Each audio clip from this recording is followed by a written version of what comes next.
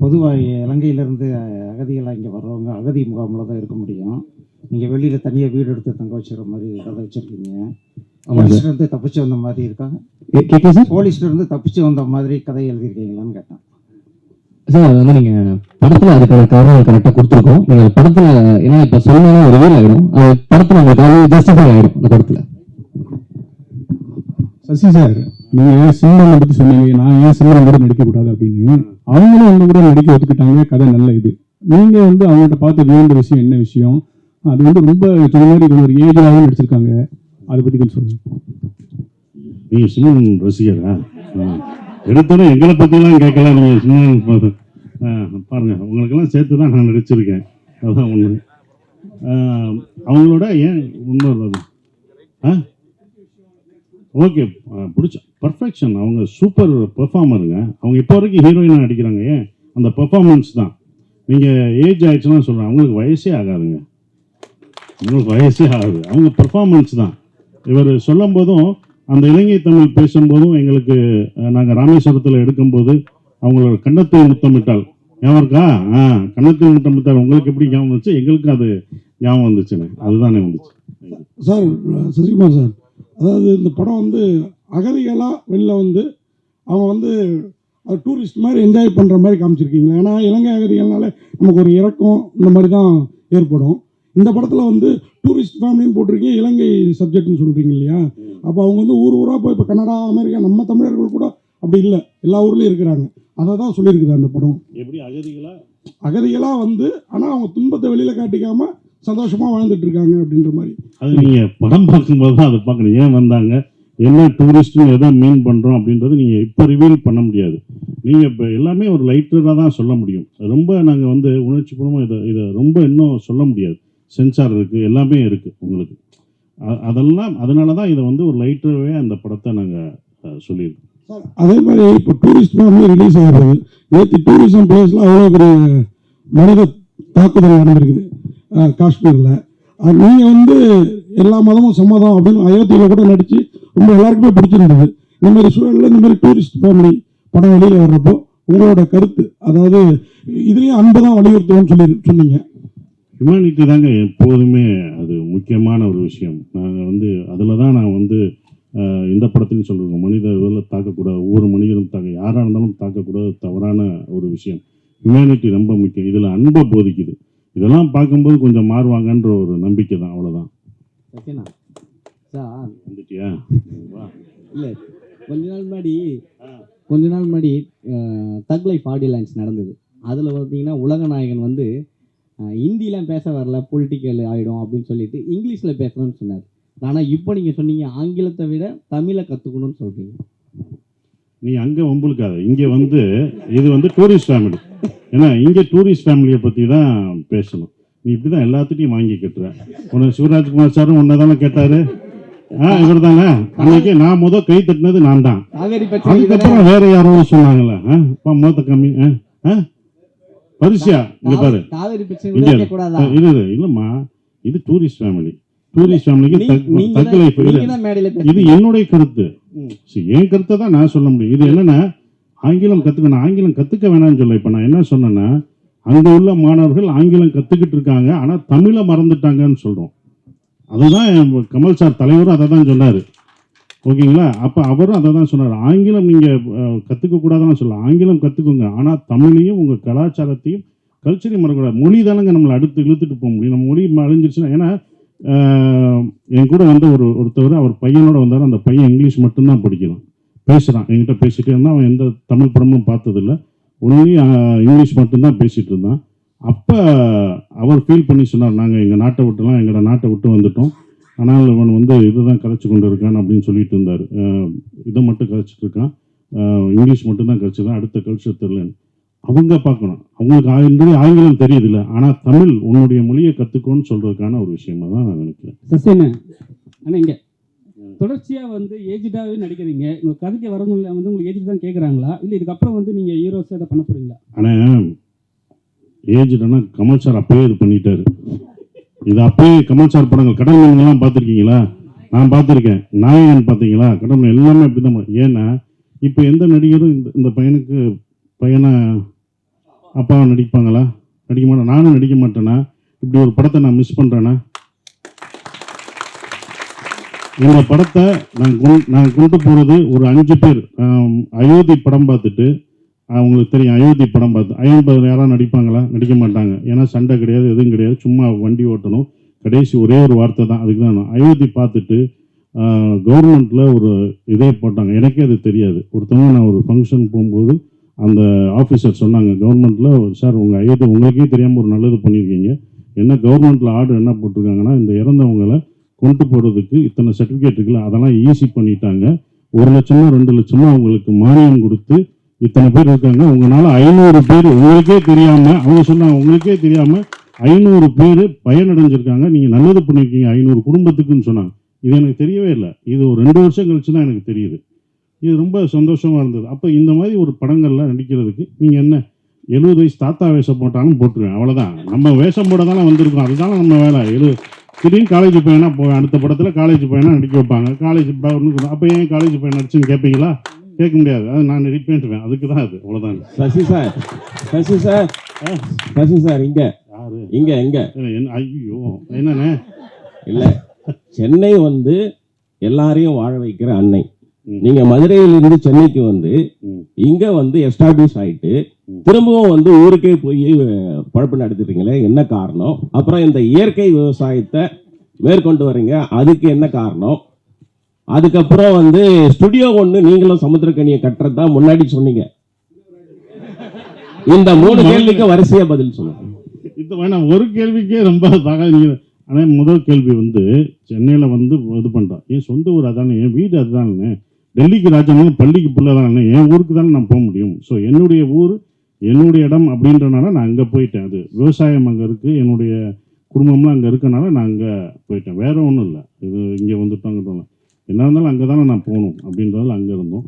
சென்னையில் அந்த நானும் சமுத்திரம் கரெக்டாக உங்கள்கிட்ட சொன்னோம், ஒரு ஸ்டுடியோ கட்டணும், கண்டிப்பாக அது பண்ணுவோம். அதற்கான வேலைகள் ஒரு இடம் வந்து அது ஃப்யூச்சரில் நாங்கள் கட்டலாம்னு யோசிச்சிருக்கோம். அது பண்ணோம். ஏன்னா அங்கே வந்து எல்லா இதையும், ஏன்னா இப்போ நாங்கள் அங்கே போயிட்டோமே, இதையும் எடுத்துகிட்டு போயிட்டோம்னா எடிட்டிங்கு டப்பிங் எல்லாம் எடுத்துப்போம், ஈஸியாகிடும். அதுதான் அது பண்ணுறோம். சரி சார், இந்த படத்தில் ஒரே நிமிஷம் சார், இந்த படத்தில் முக்கியமாக ஒரு விஷயம் வச்சுருக்கீங்க, வல்வெட்டித்துறை அப்படின்னு ஊர்லேருந்து அந்த ஃபேமிலி வருது வச்சுருக்கீங்க. அந்த வல்வெட்டித்துறை எவ்வளோ வரலாற்று முக்கியத்துவம்னு எல்லாருக்கும் தெரியும். இந்த ஈழத்தமிழுடைய வழியை வேதனைகளை தமிழ் சினிமா சரியாக பதிவு பண்ணிக்கணும்னு நினைக்கிறீங்களா?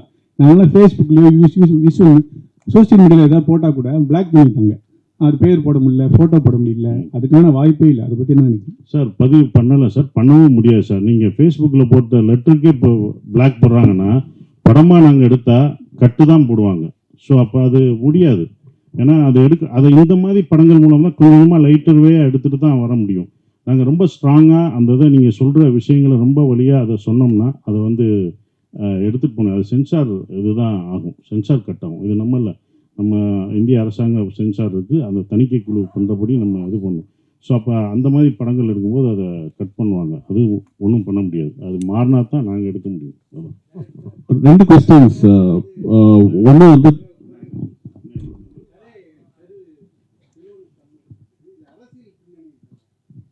சார்,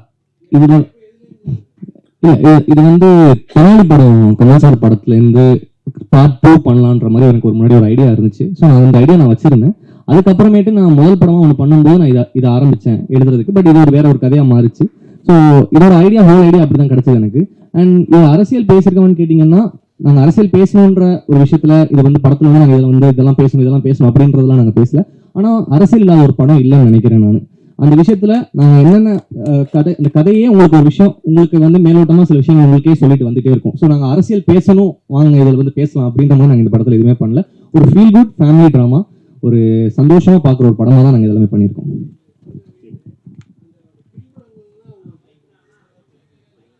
இல்லை சார், நாங்கள் ரிசர்ச் அதனால தான் சொல்கிறேன், நாங்கள் வந்து இதில் வந்து ஒரு அரசியல் படமாகவே நாங்கள் இதை அது பண்ணல. இது ஒரு குடும்பத்துக்குள்ளே நடக்கிற ஒரு கதை, இது வந்து அரசியல் படமே கிடையாது. இது ஒரு குடும்பத்துக்குள்ள நடக்கிற ஒரு அழகான ஒரு அப்பா, பையன், அவரோட மனைவி, இவங்க 4 பேர் சுற்றி நடக்கிற ஒரு அழகான கதை, அவ்வளவுதான். டைரக்டர் சார், உங்களுக்கு நான் question and there's also question to the producer. 2 questions உங்களுக்கு மட்டும் கொஸ்டின் கேட்கிறேன். இந்த படம் எடுக்கும்போது இங்க பேசின எல்லாரும் என்ன சொன்னாங்கன்னா, முதல்ல அவங்க கிட்ட எப்படி நீங்க நரேட் பண்ணீங்களோ எந்த மாறுதலும் இல்லாம அதே சொன்ன மாதிரியே எடுத்திருக்கீங்க அப்படின்னு. அப்போ அந்த அளவுக்கு கிளாரிட்டி இருக்கு அப்படின்னா இது எங்கேயும் நேரில் பார்த்ததுதான் நான் வந்து இந்த கதையும் வந்து உங்களுக்கு டைரக்டா எங்கேயும் ஒரு இன்ஃப்ளூயன்ஸ் இது வந்து இப்படித்தான் இருக்கும் அப்படிங்கிறது உங்களுக்கு எங்கேயுமே ஐயம் இல்லாமல் இது இப்படித்தான் நடக்கும் அப்படின்னு வந்து சர்டன்டி இருக்குன்னா நீங்க எங்கேயும் நேரில் விட்னஸ் பண்ணியிருக்கீங்க, இல்லை ஒரு ஸ்பார்க் கிடைச்சிருக்கணும் அப்படின்னு நினைக்கிறேன். அந்த மாதிரி ஏதாவது இருக்கா? ஒன்று. ரெண்டு, ப்ரொடியூசருக்கு இது ரொம்ப நல்ல படம், ட்ரெய்லர் வந்து காட் இஸ் இன்ட்ரெஸ்டட். இப்போ நீங்கள் டீசர் ரிலீஸ் பண்ணும்போது வந்து நிறைய பேர் வந்து நீங்கள் இது பண்ணாமே வந்து நிறைய பேருடைய அட்டென்ஷன் வந்து இது வாங்குச்சு. But it's coming on May 1 and Retro is releasing on it. நீங்கள் கம்ப்ளீட் பண்ண முடியுமா? will you be able to take on a big production house, a big film like Retro?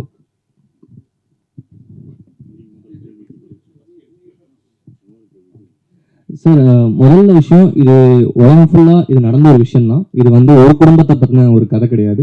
இது உலகம் ஃபுல்லா நடந்துகிட்டு இருக்க ஒரு விஷயம் தான். இன்ஃப்ளூயன்ஸா எனக்கு நிறைய விஷயங்கள் இருக்கு, எனக்கு பர்சனலாவே சில கனெக்ஷன்ஸ் இருக்கு. அண்ட் இன்னொரு விஷயம் என்னன்னு சார், அடுத்து என்ன கேட்டீங்க நீங்க? இல்லை சார், ஆக்சுவலி உங்களுக்கு தெரியும் இப்போ வந்து இல்லை சார், என்னென்னா இப்போ வந்து ஓடிடி இருக்கிறதுனால இப்போ நம்ம டிசைட் பண்ணுறதே இல்லை சார் டேட்ஸ் தான். இப்போ வந்து நார்மலாகவே இப்போ நம்ம ஒரு சர்டனான ஒரு கம்பெனிக்கு படம் கொடுத்துருக்கோம்னா அவங்களோட ஸ்லாட் இருக்கும். லைக் இப்போ வந்து ஒரு நிறுவனம் படத்தை வாங்கியிருக்காங்க, அந்த நிறுவனத்தை வந்து மே கடைசியில் இந்த படம் ஓடிடியில் வரணும், நாங்கள் அந்த மாதிரி தான் சைன் பண்ணி கொடுத்துருக்கோம். ஸோ அதனால் எங்களுக்கு வேறு வாய்ப்பு இல்லாமல் தான் சார் பண்ணுறோம். ஸோ வந்து காம்படேட் பண்ணுன்ற எண்ணங்களே இல்லை, ஏன்னா அது மிகப்பெரிய படம். ஸோ நாங்கள் ஒரு படம் பண்ணியிருக்கோம் சார், இதுதான். வேறு எந்த ஒரு காம்படிஷன்ன்ற ஸ்பேஸ்க்கே இடம் இல்லை சார். இது என்டையராக வந்து ஒரு வேறு வழி இல்லாமல் எங்களுக்கு இந்த டேட் தான் அவைலபிளாக இருக்குது. அதனால தான் சார் இந்த படத்தை நாங்கள் பண்ணுறோம் டேட்டில், வேறு எதுவும் இல்லை. அண்ட் வந்து நீங்கள் இன்னொரு கேட்டிருந்தீங்க, இந்த படம் வந்து உண்மை அந்த மாதிரி இருக்கா சார்? நார்மலாகவே என்னென்னா எல்லாருமே வீட்டை விட்டு வரும்போதோ ஊரை விட்டு வரும்போதோ வந்த ஒரு இப்போ நான் ஒரு எக்கனாமிக்ஸ் கிரைசிஸ் ஸ்ரீலங்காவில் இருந்துச்சு, அந்த டைமில் ஒரு ஃபேமிலி அங்கேருந்து வெளில வரும்போதும் அங்கே அந்த குடும்பம் வந்து இங்கே என்ன ஃபேஸ் பண்ணுறாங்கன்ற சில விஷயங்களை பதிவு பண்ணியிருக்கோம். இப்போ அது வந்து ஸ்ரீலங்கா இல்லைன்னா கூட நீங்கள் ஒரு சொந்த ஊரை விட்டு வர ஒரு ஃபேமிலிக்குமே அது கனெக்ட் ஆகும் சார். நீங்கள் அந்த மாதிரி அரசியல் படுத்தப்படுறதுக்கான விஷயங்கள், ஒரு கான்ட்ரவர்ஷியலான விஷயங்கள் எதுவுமே நாங்கள் அட்ரஸ் பண்ணப்படல. இங்கிருந்து தமிழ்நாட்டிலிருந்து இங்கிருந்து தமிழ் மக்கள்கள் அங்கே போய் லண்டன்லையோ இல்லை சிங்கப்பூர் மலேசியாவில் இருப்பாங்களா, அவங்கள பற்றி இது போகணும். ஜென்ரலான ஒரு டாபிக் தான் அது. இந்த ஸ்ரீலங்கன் பேஸாக நாங்கள் வச்சுருக்கோம். அதுதான், அதுவும் ஸ்ரீலங்கன் தமிழில் பேசி நாங்கள் வச்சுருக்கோம். அந்த தமிழ் பேசும்போதும் அது ஒன்று இருக்குது. அது அந்த தமிழை வந்து எல்லாருக்கும் புரியுற மாதிரியும் இருக்கணும். அது ஒன்று பேஸாக ஃபுல்லாக ஸ்ரீலங்கன் தமிழில் பேச வேணாம், முதல் அப்படி ட்ரை பண்ணோம். இல்லை அது ரொம்ப இங்கே உள்ளவங்களுக்கும் புரியணும் அப்படின்றதுக்காக தான் எல்லாருக்குமான படமாக இது இருக்கும். எல்லா குடும்பத்தில் உள்ள எல்லாருக்குமான படமாக இருக்கும். குடும்பத்தோடு பார்க்க வேண்டிய ஒரு படமாக இது கண்டிப்பாக இருக்கும். டைரக்டருக்கு ஒரு கொஸ்டின். ஆக்சுவலி இந்த ரெஃப்யூஜியா வர்றாங்க இல்லையா, ஸோ அவங்களால ரெஃப்யூஜியா வர்றவங்க வந்து ஈவன் அவங்களோட குழந்தை இங்கே பிறந்தா கூட அவங்களால ஆதார் ஐடி எடுக்க முடியாது. எத்தனை வருஷம் ஆனாலும் அவங்க இங்கே ரெஃப்யூஜியா மட்டும்தான் இருக்க முடியும். பட் இதில் அந்த படத்தில் வந்து ஆதார் ஐடி எடுக்கிற மாதிரி இருந்துச்சு. ஸோ இன்கேஸ் அது ஃபோர்ஜரியாவே இல்லை, அது படம் பார்க்கும்போது தான் தெரியும். அந்த மாதிரி எதுவும் நீங்கள் நினைக்கிற அந்த விவேகமான விஷயம்லாம் நாங்கள் கரெக்டாக கவர்மெண்ட் சட்டத்திட்டப்படி தான் நாங்கள் இந்த படத்தை எடுத்திருக்கோம். இல்லாட்டி அவங்க கட் பண்ணியிருப்பாங்க.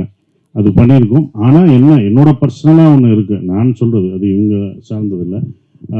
இந்த மாதிரி அகதிகளாக இங்கே இருக்கிறவங்களுக்கு இத்தனை வருடங்களாக இருக்காங்க, வேலைக்கு போகிறாங்க, எல்லாமே இருக்காங்க, அவங்களுக்கு உரிமை கொடுக்கலாம், குடியுரிமை கொடுக்கலாம்ன்றது என்னோட ஒரு விஷயம்.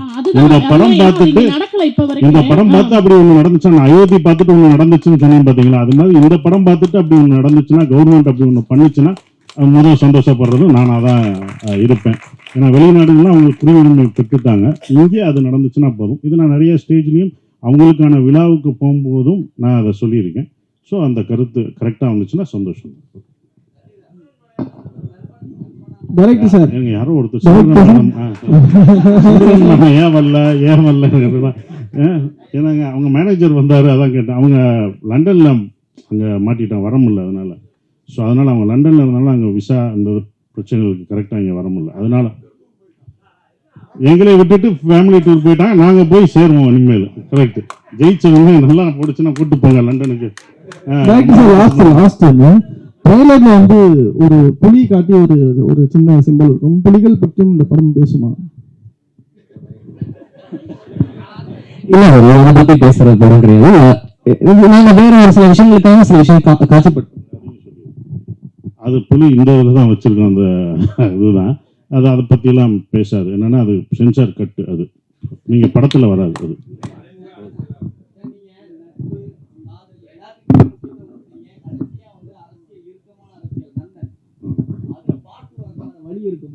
கண்டிப்பா அந்த டைரக்டர்கிட்ட சொல்லியிருக்கோம். அது பார்ட் 2 எடுக்கிறதுக்கான வேலை பார்த்துருக்கேன். ஏன்னா கணேஷ் சார் எப்போ பார்த்தாலும் அதை சொல்றது, நந்தன் பார்ட் 2 பண்ணுங்க, இன்னும் வந்த பிறகு என்ன நடக்குது அப்படின்றத சொல்லுங்கன்றாங்க. அதுக்கான இது சொல்லியிருக்கோம். அது டைரக்டர் பண்ணாருன்னா கண்டிப்பா பண்ணுவோம். சசியண்ணே, இப்போ நீங்க ஸ்டேஜில் பேசும்போது சொன்னீங்க நாங்களாம் வந்து சிம்ரனுக்கு ஹீரோ நடிக்கக்கூடாதுன்னு சொன்னீங்க. நீங்க தான் அவங்கள வந்து அப்ரோச் பண்ண சொன்னீங்களா? எனக்கே ஷாக்கு தான்ப்பா. நீ எப்படி இது பண்ணீங்களோ அதே மாதிரி தான் எனக்கு நானும் சிம்ரனா நானே கேட்டேன் அப்படின்ற ஒரு விஷயம் தான். அது ஏன் அப்படின்னும் போது நீங்க படம் பார்த்தீங்க, இப்போ பார்த்தீங்கல்ல, பிடிச்சிருந்துச்சுல, 2 பேரையும் பிடிச்சிருந்ததுல, அது மாதிரி இன்னும் ரொமான்ஸ் சீன்லாம் வச்சிருக்காரு. அதெல்லாம் இன்னும் படம் சப்போர்ட்ல எங்க படம் ஹீரோயினை நாங்க தானங்க இது பண்ண முடியும். என் படத்து ஹீரோயினை அதுவும் என் கூட நடிச்சிருக்காங்க, அவங்களுக்கு நான் தானே கொடுக்க முடியும், நாங்க தானே கொடுக்க முடியும்ல.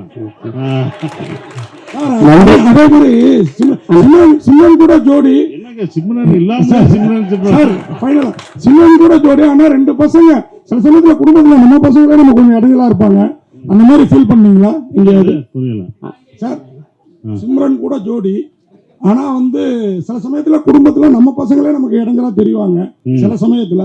அந்த மாதிரி இங்க ஃபீல் பண்ணீங்களா? கண்டிப்பா அது படத்துல சீன்ல வரும், பாருங்க, கண்டிப்பா பாருங்க, அதை சொல்ல மாட்டோம், சீனை பாருங்க. ஓகே, முடிச்சிடலானே. ஓகே.